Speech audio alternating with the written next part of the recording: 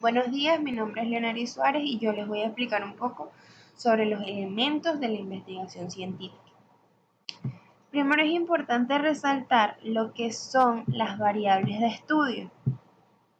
Son este conjunto de características o propiedades que tiene un objeto de estudio que son observables y cuantificables y que pueden variar o cambiar. Entre los tipos tenemos las variables extrañas, las variables moderadoras, las variables dependientes y las variables independientes. Las variables extrañas son todas aquellas variables que no se tienen en cuenta en el experimento, pero sí tienen efectos sobre el resultado, como por ejemplo el ambiente en el que se desenvuelve este. O un ejemplo más claro, si le hacemos una prueba a un niño, todo lo que el ambiente se desarrolla va a afectar las respuestas de este niño. Por ejemplo, si hay poca luz, si hay mucho calor, si hay mucha bulla, todas estas son variables extrañas porque no son tomadas en cuenta, pero sí afectan el objeto, los resultados que se puedan obtener. Las variables moderadoras son las que alteran la relación existente entre las variables dependientes y la variable independiente. La variable dependiente se refiere a la que es modificada por la relación entre la variable dependiente y la existente, y la variable independiente es la que puede o no ser modificada por el experimentador. Del mismo modo tenemos su clasificación. En su clasificación tenemos las variables cuantitativas, las variables cualitativas, las variables nominales, las variables ordinales, las variables de intervalo y las variables de razón. Las variables cuantitativas son las que permiten la operativización de sus valores, es decir, las que representan una característica o propiedad y se refiere a las cantidades, por lo que puede ser medida directamente. En las variables cuantitativas tenemos la variable cuantitativa continua y la variable cuantitativa discreta. La diferencia entre estas está en que la continua, los valores pueden ser representados con números enteros o fraccionarios, y las discretas solamente pueden ser representados con números enteros, ya que los datos que se generan al efectuar el conteo. Por otro lado, tenemos las variables cualitativas, que son las que permiten la expresión e identificación de una característica concreta.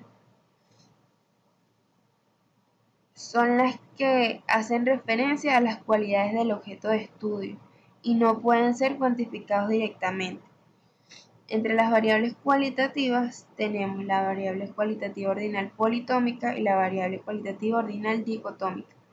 La variable ordinal politómica es la que puede tomar 3 o más variables posibles y pueden ser ordenadas siguiendo un criterio establecido por una escala ordinal. La variable ordinal dicotómica solo puede tomar 2 variables posibles. Por otro lado, tenemos la variable nominal, que permite distinguir la existencia de una cualidad concreta sin permitir que los valores de noción o operaciones matemáticas. La variable ordinal es en la que existe la posibilidad de valores. Sin embargo, dicho orden no permite tampoco las realizaciones de operaciones matemáticas entre los valores.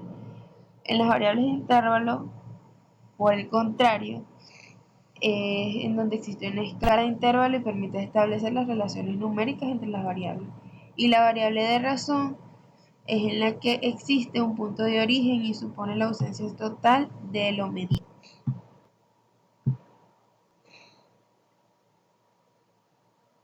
Por último, o para finalizar ya, tenemos la relación entre las variables, que consiste en la variable dependiente, que siempre dependerá de la independiente, porque esta tiene una fuerza sobre la otra. Por otro lado, también es importante mencionar lo que es el método científico, que es un conjunto de pasos que se emplea con el fin de adquirir nuevos conocimientos. Estos pasos son 5, en los que tenemos la observación, la hipótesis, la experimentación, la emisión de conclusiones y la publicación. La observación se puede decir que es la etapa más importante porque es donde se obtienen los datos necesarios para el objeto de estudio.